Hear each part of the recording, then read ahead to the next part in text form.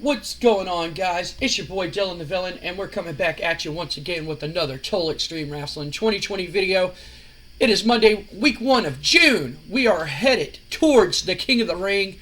Last night, we had one of our best pay-per-views to this date, Bad Blood 97, with the huge main event of Bret Hart taking on The Undertaker. We will find out the results of that match tonight, along with other matches that happened at the Bad Blood pay-per-view. If you have not watched the Bad Blood pay-per-view, stop what you are doing and watch it immediately to catch up on everything before watching this episode. But if you want to skip episodes, hey, be my guest and watch this one, and you can find out the results of what happened at Bad Blood pay-per-view, or you may not. We never know. But the Bad Blood pay-per-view was awesome. We did a live stream on Twitch. And if y'all, for those of y'all did watch it on Twitch, if y'all like that type of stuff, leave it in the comments down below, and I'll start live streaming some of these TEW stuff. Or I might do a save just for you people who like to watch Twitch and watch me book some stuff on Twitch and learn my booking style and stuff like that. But anyway, enough with me rambling on. We are in the Orlando Arena here tonight. Last night we were in Miami. Tonight we're in Orlando. We're in front of 16,993 people in an abysmal pre-show match. Bob Holly picking up another big win against the Godfather when he pinned the Godfather with a Falcon Arrow. The match got a 53. Bob Holly with a 46 and Godfather with a 52. Announcing and color commentary gave the match a boost. Not bad for a opening pre-show matchup, if I have to say so myself. We're going to move on to the other pre-show. This probably should have main evented the pre-show, but we're going to go ahead and so this one definitely should have main evented. But I pretty much let the game decide who was going to win. I want to see where some of my guys are at that are in developmental, that we picked up and signed away from the competition. In an abysmal pre-show match, Steve Corino defeats Perry Saturn by pinfall with an old school explosion. Steve Corino with a 28 and Perry Saturn with a 35. So slowly but surely they are gaining pop. The match got a 34, but we are going to go ahead and open Monday Night Raw with a 100. Who would have guessed that we have a 100? Yes, for those longtime viewers, yes, it is who you think it is. But let's go ahead and read what we have written down here. So we open up tonight, and it's Shane O'Mac standing in the ring. And he looks a little bit happy here. And he goes, last night, it was a win-win situation for me. You see, I booked a match between two guys whose attitude has just been bad here lately. Whose attitude has just been sour and rotten. One who thinks they can just lay their hands on me, and the other one who thinks they can threaten me into giving them matches and world title matches here. I've noticed that the two men that I booked started to form a nice friendship here, because as soon as I was going to fire that fat piece of trash, the Big Show Paul White, I get an ambush once again by Stone Cold Steve Austin. Stone Cold, you think you can save Big Show's job, but Big Show's still fired. And Big Show, like my father loves to say, and all of a sudden it's like, no chance, that's what you got. And Vince McMahon's theme music hits and the crowd pops. We haven't seen Vince McMahon since I think WrestleMania, if I'm not mistaken. We haven't seen Vince McMahon since WrestleMania, since he was attacked by The Undertaker and put on the shelf. And it's Vince McMahon, and he comes out, he's doing this strut. The crowd pops real big, it's Vince McMahon. He comes out to the ring, and he has a mic in his hand, and he goes, now hold on just a minute, Shane. I'm not going to do my Vince McMahon voice. My voice is going to crack real bad if I do that. He goes, now hold on a minute, Shane. As the owner of the World Wrestling Federation, I say who gets fired and who doesn't get fired. Yes, you booked the matches. Yes, you were in charge when I was away, but the last time I read the Big Show's contract, it stated that he does not work for the World Wrestling Federation. He works for me. So if anybody's going to fire the Big Show, it's going to be me. Plus now, Shane, now that I'm back, now since I've been away, I've had multiple people call me and say that you're abusing your power and authority, and that's something that I just don't like to hear, especially from my own son, something that came from my own loins that I personally groomed and shown how to run this business in and out. And now that I'm back here in the World Wrestling Federation as the owner, Shane, the only power that you will have from now on is booking matches. You will have no authority to fire anybody or any of that, because multiple wrestlers have called me and said that you have used their power, that you've done this to them, that you booked them in matches, that you booked them against people who I have a personal vendetta against. And I see that you hired your own personal bodyguard, but the Big Show is my personal bodyguard. And from now on, when it comes to who's hired and who's fired, I will have the final say here in the World Wrestling Federation. I will have the final say on matchmaking. I'll have the final say of everything. So you want to fire the Big Show, you want to fire Steve Austin, I say both of those men had every reason to do what they did to you. You're a boss, and sometimes bosses have to roll up their sleeves and get their hands dirty. And Shane, it brings great dishonor to me that you would have to have people like Kane and like The Undertaker, people who killed your mother, to do your dirty work for you. If I wouldn't known any better, I would say that Sting is not the Dark Lord at all, that you're the Dark Lord. And Shane stands there, he goes, really? Really? I'm the Dark Lord? Really? And Vince goes, well, I don't see why you would buddy up with Undertaker to punish somebody to get your authority across. That's not the way I taught you. But as for Big Show getting fired, Big Show is not fired. Big Show works for me directly. And as for Steve Austin getting fired, well, he won the match.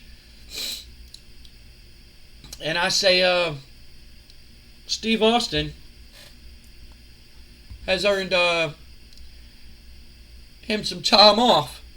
So Steve Austin isn't going to be here this week, for I gave Steve Austin some time off to recover from his cage match against Paul White. And Paul White's not here tonight for the same reasons, but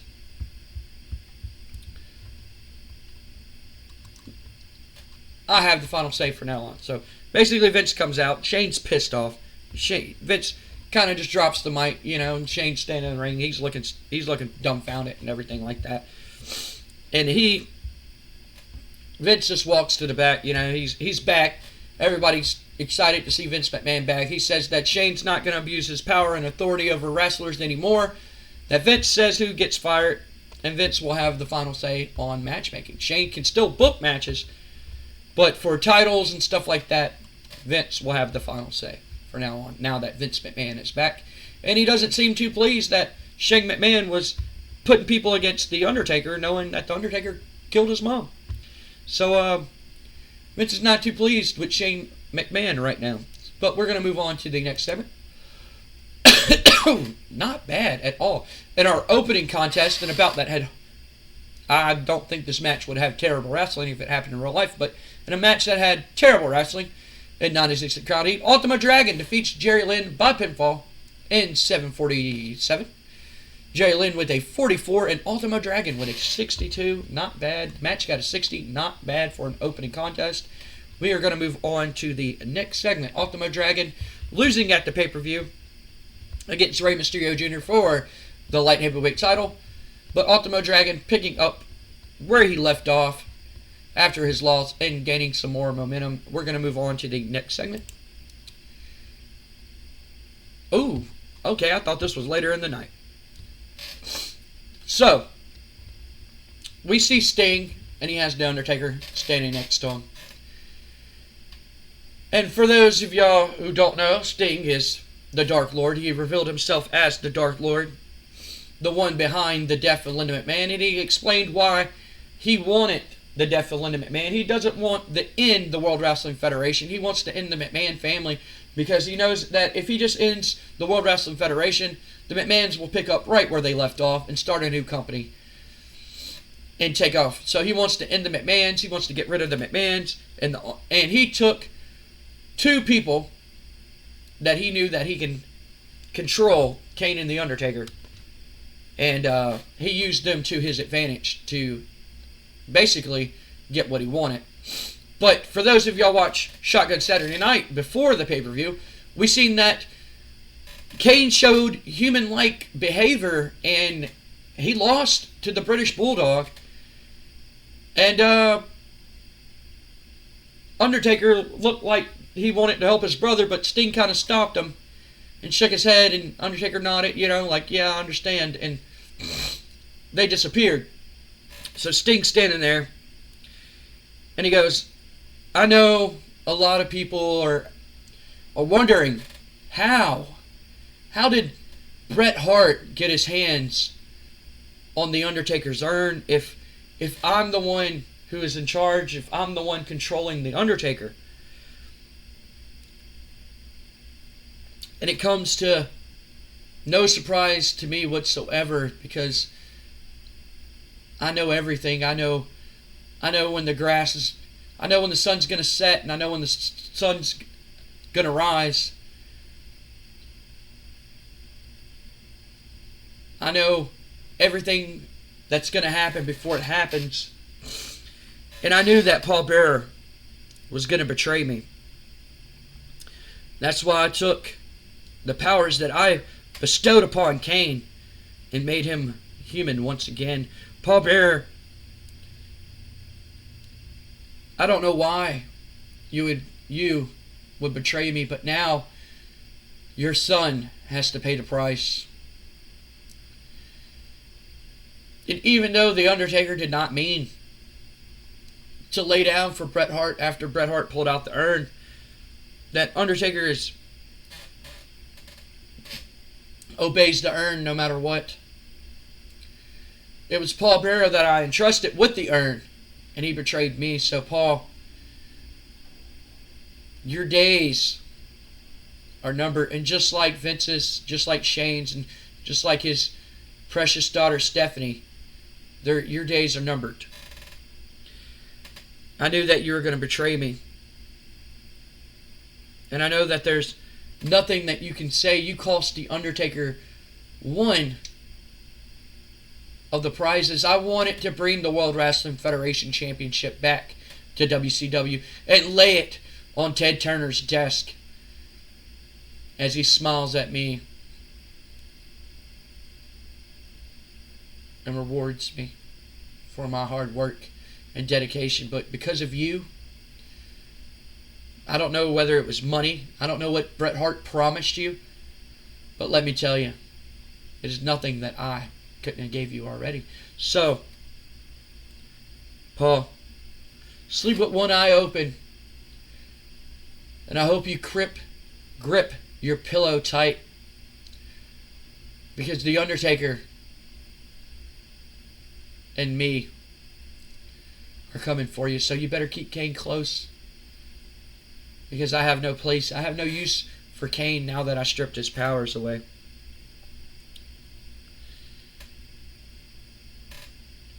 And one day, Paul, soon you will understand the powers of the Dark Lord. And then he steps back, and The Undertaker steps forward and goes, "Soon, Paul, you will rest in peace." And the segment got 100 because of the awesome promo work of Sting and The Undertaker. But we are going to move on to our next segment. So Sting basically saying that he knew that Paul Bearer was going to betray him. That's why he took the powers away from Kane and made him more human for him to lose against Davy Boy Smith. And he has no place for Kane now. He said Kane is useless to him. Now that Kane is more human, he said Kane's not the unstoppable monster anymore. Kane is just human. He's human now, and he has no use for him. And he's told Paul Bearer to watch his back, because him and the Undertaker are coming to get him and make him pay for what he did. But he has not forgotten about the McMahon family. But he will make Paul Bearer pay. We go on to the next segment. Oh, and it is another promo. And we see the Hart Foundation backstage. And Bret Hart retained. We see Bret Hart holding the World Wrestling Federation Championship on one shoulder, and he's holding the urn in one hand. And he's smiling and everything like that, and everybody's just having a grand old time and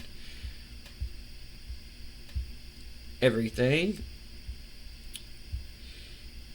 And Bret, he goes, "Can you believe that? You hear this guy?" Like, they're all watching TV in his locker room, in the Hart Foundation locker room.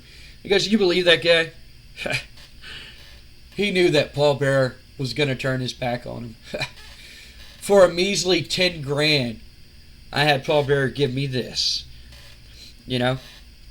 He goes, I beat somebody in my first title defense that people said I had no chance in hell, no pun intended, of beating him. And look at me. I'm still the World Wrestling Federation. I have my awesome brother-in-laws next to me. Nothing can be better. The Hart Foundation, the Hart family is at top. If it wasn't for your loss, Owen. And Owen sitting on the couch, you know, and he's kind of minding his own business. He looks up at Bret and he goes, "What did you just say?" Bret goes, "You heard me." He said, "All of us would be big winners right now. Davy beating Kane, me beating The Undertaker. All you had to do was go out there and beat a stupid American like Kurt Angle." And Owen just nods his head and cocks his head to the side and puts like his tongue in his lip, you know. And Owen's just like, "You know what, Bret? I had enough talk, alright? For months now, I've done, you said jump, and I ask how high. You say roll over, and I do everything that you ask of me, all for a promise that I'm going to get a shot at your World Wrestling Federation. Hell, I even helped you beat Steve Austin so you can get in the match, so you can, for the vacant World Wrestling Federation title. And you know what? I'm tired of you putting me down. Say something else." And Bret's like, "I'm not the one who's the loser of the family." And Owen just jumps on him, right? Like, they just start fighting. And Davy and Jim have to pull them apart and everything like that. And Davy has Owen, and Jim has Bret, you know, and he's holding him at. And Davy kind of throws Owen against the wall, like, real hard. He's like, "You need to calm down right now." And Owen's just like, get out of my face, Davy, get out of my face. Like, get out of my face. And he's just like, "No, we're supposed to be family. And y'all need to quit fighting and stuff like that. Like, I'm tired of this. Y'all fought many years ago, and y'all put that in the past, and y'all buried the hatchet. And now y'all at each other's throat again." And Owen's just like, "No, I'm tired of him saying that he's better than me, just because he's World Wrestling Federation champion. He thinks he's better than me. I done proved multiple times that I'm the better heart in this family." And Bret's just like, "Yeah, but you're not champion." And Owen's trying to get at him again and stuff. And Davy's like, "I think you just need to go," right? And Owen's just like, "Yeah, whatever." And he leaves the locker room and he slams the door. And he leaves. And Owen's like, Bret's just there, and he picks up the World Wrestling Federation Championship that he threw on the couch, and he puts it back on his shoulder, and he's just like, the nerve of that. Can you believe him? And the other two kind of just look at each other and just shake their head. And that's the end of that segment. The Hart Foundation at each other's throats. Sammy got a 95. Bret Hart and Owen Hart did good. And I guess Bret Hart said his catchphrase. We're going to move on to the next segment. And it is a tag team match. In a terrible match, the APA defeated the New Age Outlaws when Bradshaw pinned Billy Gunn. And in-ring work, Farouk was head and shoulders above everyone else. Farouk with a 75. Bradshaw with a 42. Bradshaw's getting it, boy. He's getting that pop. Road Dogg and Billy Gunn with a 50 and 56 respectively. Both teams showed excellent chemistry. Tag team specialist and Road Dogg and Billy Gunn have excellent tag team chemistry together. That's the quality gave the match a boost, and the match got a 65. Couldn't ask for a better rating. We are going to move on to the next segment. APA picking up another big tag team win. Ooh, and it is a Raven promo. And Raven cuts a promo, and he says, I did what I said I was going to do. And as you see, he has a crown of barbed wire on his head, and he goes, I declared myself the new king of hardcore when I took out that fat piece of trash, fat slob, Cactus Jack. I wear this crown on my head, not because I have to show the world that everything I said about Cactus Jack was true. That he left ECW, that he's a joke, And people doubted me. People said, people would stop me in airports and tell me, Raven, that's not true about Cactus. Cactus is one of the toughest people around. It's not true what you say about Cactus. Cactus would never turn his back on his fans. Cactus is going to beat you come Sunday. You know who won?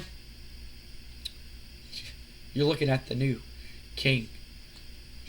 And heavy is my head.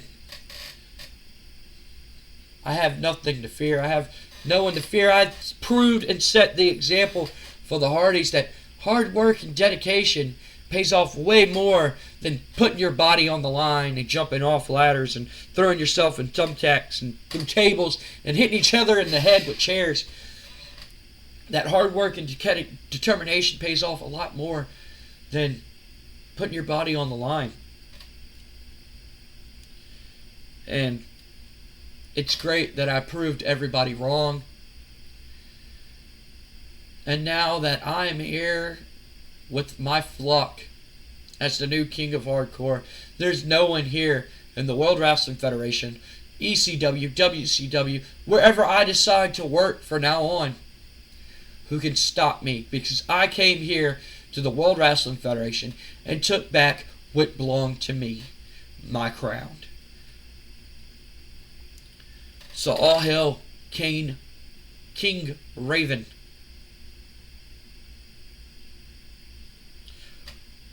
All hail the king nevermore.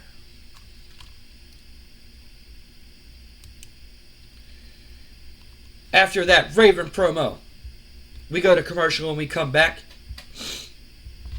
And Triple H is in the ring.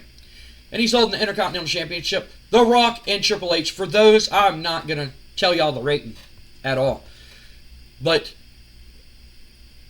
Rock and Triple H tore down had the match of the night, which was surprising. I really thought Bret Hart and Undertaker were going to have the match of the night. But Triple H and The Rock went out there and showed why they are the future here in the World Wrestling Federation. That these two young men came out here and just tore the whole fucking house down.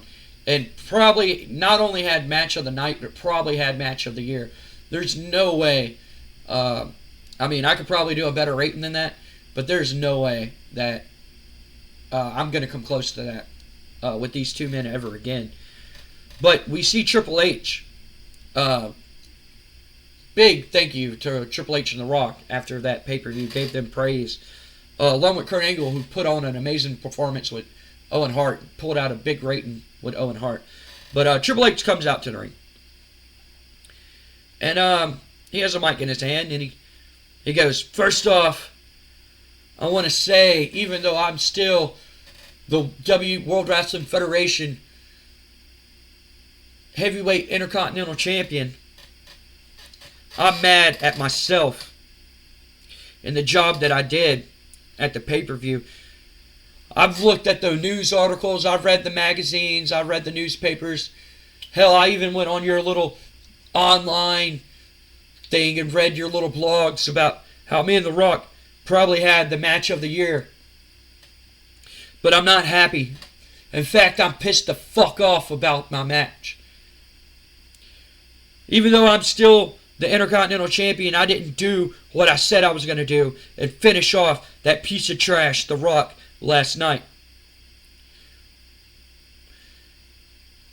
I didn't lose to The Rock, but I didn't beat The Rock. And drawing with The Rock is just as worse as losing with him. And it makes me sick to my stomach.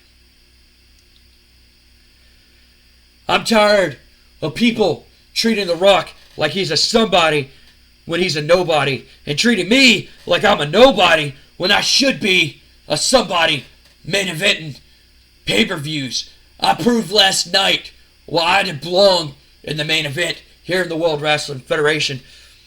That as much as I love being Intercontinental Champion, I am destined for much, much more. But for years, I got put in the doghouse because my friends want to go make more money somewhere else. And you can't punish the pretty boy. You can't punish Sean. So who you going to take your anger out on, Vince? And he was looking right at the camera. He goes, huh? Who you took your anger out? For months I had a job to guys who ain't even in this company anymore. Guys who you placed your money on. But you know who's still here? Me. You know who's tearing down the house? Me. You know who's working the house shows? Me.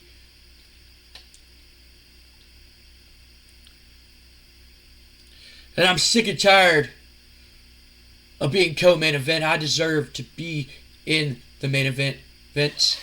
And I hear that you have this tournament, and that you're going to announce the people that you've handpicked for the tournament, that while you were away in the hospital at home watching, that you've hand-selected people to be in the King of the Ring tournament. And let me tell you, I don't care if I am the Intercontinental Champion. I want to be in that tournament. And Vince McMahon's music hits, and he comes out, and he's standing on the stage, and he goes, "Hold on now, Triple H. Your match with The Rock last night was one of the best matches I've ever witnessed while being the owner of the World Wrestling Federation." He's like, "I was very impressed with not only your work, but what The Rock did last night." And that's not a knock at you. And I understand that I took my anger and frustrations out on you for the Madison Square Garden thing. But you're always saying, Triple H, how it's your time, it's your time, it's your time. Well, like I say, I'm a man of fairness, and I give opportunities to those. And it's up to you whether or not to seize that opportunity and take that opportunity, or to let it slip through your fingers. I put the brass ring on the table. It is your job to pick it up, put it on, and wear it with pride. You did an amazing job being the Intercontinental Champion. And I'm more than happy for you to compete in the King of the Ring as Intercontinental Champion. But not only will I let you compete, not only have I hand-selected you to compete in the King of the Ring, but your performance with The Rock last night has made me do something that I thought I would never, that I wouldn't have to do. Triple H, not only will you be in the King of the Ring, but you will have the first slot in the King of the Ring. And your first opponent to qualify to make it to the King of the Ring is nobody. You get a bye. because of the match that you had with The Rock. But that also means I will be putting The Rock in the King of the Ring. And he will also not have to qualify for the King of the Ring. That he will also advance to the King of the Ring tournament just like you. And he will also get a bye. Triple H kind of, he's smiling at first when he's like, hell yeah, I get it. I don't have to qualify for the King of the Ring. Like, I already qualified. Hell yeah. And then when he says The Rock also things, he kind of frowns a little bit. And then Triple H goes, well, Vince, thank you for the opportunity. Because like I say, it's my time. And I'm about to play the game. And you're about to realize, I think you already realize that I am that damn good. So thank you for this opportunity. And Vince says, don't thank me, thank yourself. And Triple H smiles and Vince nods his head. He walks to the back. Triple H is standing in the ring happy. And we move on to the next segment, which I believe it is a match. So Triple H and The Rock don't even have to qualify for the King. They don't have to compete to qualify for the King of the Ring. Vince McMahon hand selected a whole bunch of people. We're going to get on that as episodes come out. But Vince McMahon basically picked a handful of guys, and that was impressing him here lately on the roster. And Triple H and The Rock both, for their match, they don't even have to qualify. Vince is like, y'all are already in the tournament. Y'all get a bye. Y'all don't even have to face anybody. Y'all are in the final. Y'all are in the top 8. The 8 competitors. So y'all don't even have to. You don't even have to compete to qualify. Y'all already qualified. So we're gonna move on to the next segment, and it is the debut of Rob Van Dam with the 80-2. Golly. In a bout that had good wrestling, Rob Van Dam defeated Jake Roberts with a 754 by pinfall with a 5-star frog splash. The match got a 70. Rob Van Dam with an 80-2. He was super fucking over in ECW. Like, his rating, I think the people who watched on Twitch saw, I believe, got to see Rob Van Dam's popularity while he was in ECW. And Rob Van Dam was pulling out like hundreds in ECW and shit like that. He was super fucking over in ECW. And I thought he was going to get around like high 60s, low 70s, but I wasn't expecting an 82. That's awesome. This advances the whole fucking show storyline. That match got a 70. And Jim Cornette is his manager. And him and Jim Cornette have good chemistry together, which I did a house show loop to find out that. But Jake Robert was penalized he just got out of rehab and he's going through personal issues. So he was penalized for that. We move on to the next segment, and it got a 98 from Jim Cornette, just talking on the microphone. Jim Cornette goes, what did I tell you? I'm still trying to get over that cold, ladies and gentlemen. He goes, what did I tell you? Huh? What did I tell you? This right here is the Monster Monday Night. This man right here is the whole fucking show. Rob Van Dam. This man will be Mr. Sunday Night Heat. Mr. Shotgun Saturday Night. Anytime he is on the show, he is going to put on the best matches. He's going to have the best ratings. He's going to be performing the most craziest daredevil high-flying moves that you could possibly think of. Everybody talks about Rey Mysterio Jr., how he's the best light heavyweight in this company. No. I have the best light heavyweight, not only in this company, but every company in the world. I have the best wrestler in the world. Rob Van Dam. Rey Mysterio, you can count your days as light heavyweight champion, because the whole fucking show Rob Van Dam is here, and he's going to take that title away from you. He's going to go on. If Rob Van Dam would have debuted just one more month, he would have probably qualified for the King of the Ring tournament, just like Triple H and just like The Rock didn't even have to qualify. They just put him in the damn tournament because he's that fucking good. Rey Mysterio, count your days as light heavyweight champion, because that title is coming home to Rob Van Damme. And Rob Van Dam does the RVD little thing, you know. And then we go on to the next segment. So, Jim Cornette telling Rey Mysterio the count stays as light heavyweight champion because Rob Van Dam has set his sights on Rey Mysterio and that light heavyweight championship. All right. This was the moment I was waiting for. So, we see Vince, and he's walking back to his office, you know. And Jeff Jarrett stops him.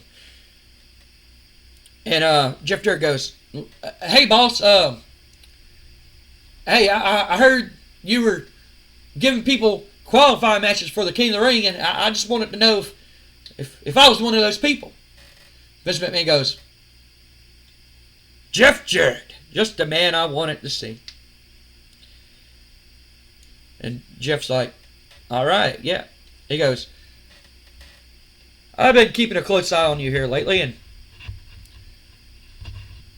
I'm impressed of the match qualities that you give and the people that you've beaten while being here in the World Wrestling Federation. You went away and came back and reinvented yourself and became this whole new persona. And I believe that one day you might be the future of the World Wrestling Federation." And Jeff, he's smiling. He's like, "Well, thank you, Vince." He goes, Yeah, I guess you're welcome." And Jeff, he's looking a little confident and everything like that. And so Jeff's like, "So, do I need to qualify for the King of the Ring?" And Vince is like, Yes, you do. I've already picked your opponent, and your match is actually tonight, up next." And Jeff Jarrett's just like, "Oh, well, awesome. Who's my opponent?" And Vince is like, "Well, it's somebody that they haven't been winning a lot of matches lately, so you've been on an undefeated streak here lately, ever since dropping your tag team partner, and I think it'll be an easy win for you." And Jeff, you know, he's just oozing confidence, and he's just like, "Yeah, I got this match in the bag." And Vince is like, "I love your confidence." He goes, "Hell, I might even think you might end up winning this King of the Ring tournament." And Jeff's just like, yeah. And Jeff's like, I need to know, Vince, who's my opponent?" Vince is like, "Well, like I said, your opponent has been losing a lot of matches lately, and maybe this match, and if they pick up a win here tonight, maybe they can get that momentum back." And Jeff Jarrett's like, "All right, well, who is it?" He's like, "Big Van Vader." And Jeff Jarrett turns white as a ghost, and he's just like, well, you know, his mouth's hanging open. He's like, Did you just say Vader?" It's like, "Yes, Vader." And Jeff's like, Vader?" Vince is like, "Yeah, Vader. What's the problem? You can't beat Vader?" And Jeff's like, he's like, Vince is like, "You're not backing out of the match, are you?" And Jeff's like, oh no. And Vince is like, "You got it. Go out there and show me what you got. You got all the confidence in the world. You can win this tournament, hands down. I got faith in you, pal. And good luck." And Vince pats him on the back and walks off. And Jeff Jarrett looks like he just seen a ghost. He has to go one-on-one with Vader. We go to commercial and we come back. And in a superb match, Jeff Jarrett picks up the win against Vader after poking Vader in the eye and doing a surprise roll-up cradle. The match got a 72, Jeff Jarrett with a 77, and Vader with a 85. So RVD is doing Vader and fucking Jeff Jarrett numbers. That's awesome. So Jeff Jarrett picks up the victory. And after the match, Jeff Jarrett is celebrating. He fucking hightails it. Vader, 1, 2, 3. Jeff Jarrett rolls out of the ring. He's celebrating. He's running to the back. Vader's chasing him. And he's out of breath. And Vince is waiting for him in backstage. He's like, "See what I tell you. You can do it. Like, you got all the confidence in the world." And Jeff Jarrett's like, thanks, boss. I won't let you down." And Vince is like, "Great. Now it's you, Triple H, and The Rock. That's 3 of the 8. Well, good luck in the tournament, Jeff." And he's just like, "Thanks, boss." And Vince is like, "Well, I think you better get out of here. And you hear Vader's like, "Where's that son of a bitch?" And Jeff Jarrett just saw like a little comedy routine between him and Vince McMahon. And he just hightails it the fuck out and gets in his car and leaves. But we move on to the next segment. And this segment got 100. Not bad. And Owen Hart storms into Shane McMahon's office. And Shane McMahon, he's not too happy. He's fucking pissed that Vince is back and pretty much stripped him of all his power. And that his dad pretty much embarrassed him. And basically said that Big Show doesn't work for the WWF. Big Show works for Vince. And so does Stone Cold. So he sees Owen walking in his office and he's asked, "What does Owen want?" And Owen says, "You know what? You know what I want. I want what's promised to me. I want my World Wrestling Federation World Heavyweight title shot tonight. I want it tonight, Shane. I want a shot at Brett. I want to be World Wrestling Federation champion. I'm the better Hart. I proved it many years ago that I'm the better Hart, and I could prove it again that I'm the better Hart." And Owen's just talking away, saying that he wants the match, and Shane just interrupts him, and he's like, "Yeah, that's not gonna happen." And Owen's like, "What do you mean that's not gonna happen?"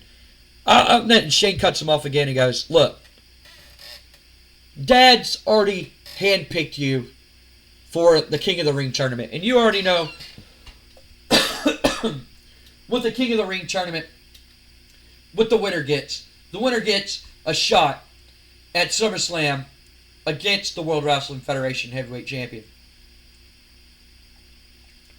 So if you win this tournament, you get a shot against Brett." And Owen's just like, "I don't want to compete in no stupid tournament. I want my match tonight." Shane's like, "Look, my hand's been forced, alright? I can't. I mean, I could book the match, but my dad has the final say. And, I can't book that match. He's handpicked you for the tournament." And Owen's like, "Fine. Who am I facing?" He's like, "Well, see, that's the funny thing. You're going to face your brother-in-law, Davy Boy Smith." And Owen's just like, Owen does not look happy, right? Owen looks, he did not hear what he wanted to hear, and Owen looked pissed. He's like, "Are you serious? I don't want Davy. I don't have problems with Davy. I want Brett. Book me in a non-title match against Brett. And if I beat Brett, then I qualify for the King of the Ring." And Shane's just like, "Look, I can't take an opportunity away from Davy. I mean, he did beat Kane. So Davy qualifies. Dad wants Davy in the tournament. Dad wants you in the tournament. Sorry, man. This is your match tonight." And Owen just it's like, "Whatever." And he walks out of the office and he slams the door. And that match is up next. Hopefully this match does good. A 97, not fucking bad at all. And an exceptional match. Owen Hart picks up the win against Davy Boy Smith. They have a technical masterpiece, an exceptional match. They go at it. Oh, and they have good chemistry, and it lifted the match. So that's why it got a 97. Not bad. That's one of the best ratings that we had also. For free on TV. Owen with a 95 and Davy with a 92. Not bad ratings for these two men. We already knew Owen could do good numbers. But Davy was hitting high 80s, mid-high 80s for a while. But not bad at all. Owen advances and picks up the win. And Owen, he really doesn't celebrate in the ring. He helps Davy up. And Davy shakes his hand and gives him a hug and raises his arm and points at him. And Davy walks to the back. And Owen stands in the ring and, he's kind of celebrating. Well, while that's all going on, Bret Hart's in the back in his locker room. And the camera's panned to him and he's holding the World Wrestling Federation Championship. And he kind of gives like the cocky heel little laugh, like when they watch the monitors and shit. And he's like, "Huh. All right, Owen. All right." And then he walks off camera and that finishes the show.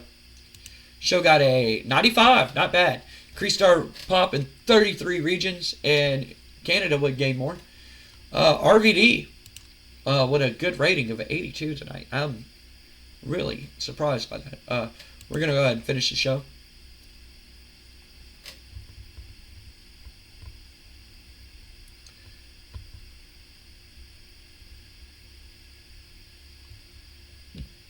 Okay.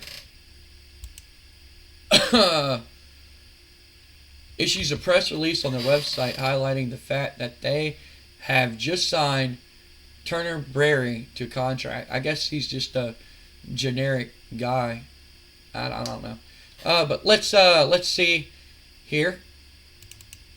Hollywood Hogan.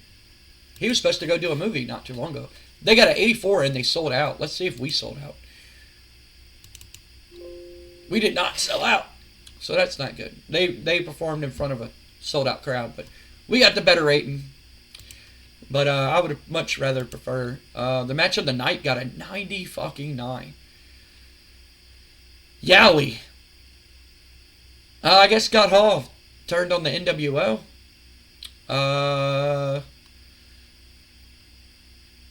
Dean Malenko retains the... Wow, they basically tried to pull pay-per-view quality matches here. But they got a 99. Not bad. 100 from Hogan. 96, 92, and 96 from these guys. Not bad. Hogan is the most popular wrestler in the world in the save right now. He has pop in like 100 every fucking where. A bidding war over Psycho Sid. Looks like WCW has put together a lucrative offer to try to bring Psycho Sid to the roster. We'll see. We'll check out that. I guess we'll do that on camera. I really don't like doing that type of stuff on camera. I don't think I'm going to do it on camera. It's an awesome show. But thanks, guys, for those of you who watched the pay-per-view. Thank y'all for watching the pay-per-view. For those of y'all tuned in live to watch it on Twitch, thank y'all for coming in, watching it live on Twitch. Crimson Mask, big shout out to you. BioCorpse, thank y'all for watching. You guys are like my #1 fans, so thank y'all for watching. Thank y'all everybody else for watching, liking the video and supporting the channel. If you like this episode and want to go back and watch that pay-per-view, it will be in the playlist right here. And if you stumble upon this channel and like what you watched and want to watch more, the playlist will be right here. But if you're not subscribed, please click on the subscribe thing, man. It helps us out, helps out the channel a lot. We really appreciate it. We play other games and everything, and we are kind of going into the Twitch thing. We're still going to do YouTube. YouTube's pretty much going to be my domain, I guess, for my TEW content. I'm going to still be putting my TEW content on YouTube. But we are soon to be playing some other games, so keep your eyes out for that. But like I always say, guys, I'm Dylan the Villain, and like I always say, if you can't play with each other, do what I do and play with yourself. Later, guys.